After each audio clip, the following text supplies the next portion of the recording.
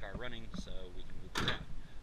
We have just gotten done figuring out a starter problem. It was stupid as hell. We didn't have the problem in the first place, but the one thing this car does is it heats the hell out of the starter as it runs right between the engine block and the goddamn exhaust right down there. You can't see it because it's dark and everything, but it's down there.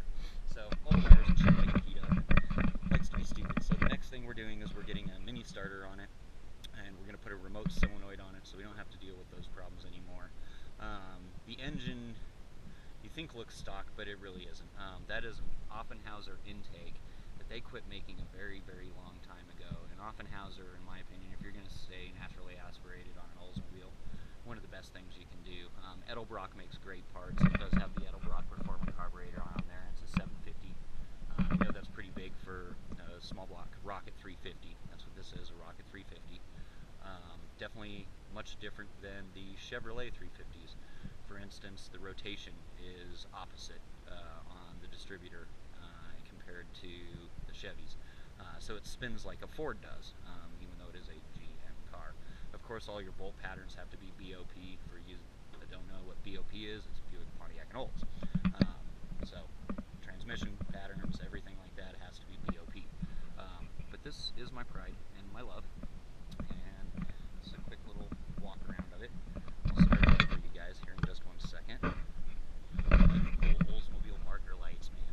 I need to get the other one for the other side. I'm missing this one. I had a full set of them and somehow they went missing, unfortunately. So, anyways, let's start it up now that we've got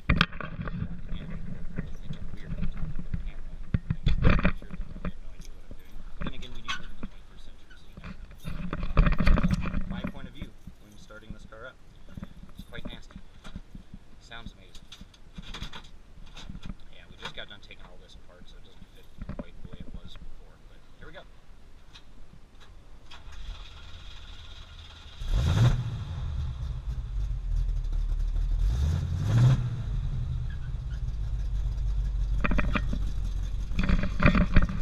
The exhaust comes up right underneath your ass, so it's quite loud. Quite noxious when it comes to gases too. That's why we need to put a lot of sound deadening material and insulation in it.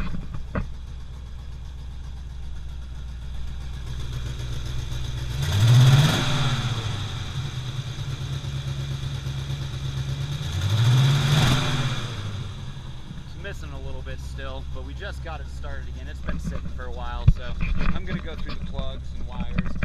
I'm going to make sure that everything is copacetic before we drive it too much more. One of the high performance parts getting ready to go on it. You can't see too well, but I'll try to show you here. It's got tubular front suspension in it. All rebuilt, all new coils and big disc brakes in there. So the biggest you can get with those rims anyways, we'll be upgrading those. But it's also got tubular rear suspension coming. It doesn't have them on there now, but you can see how there's no exhaust coming out here. And how it's the stock old fucking square bar.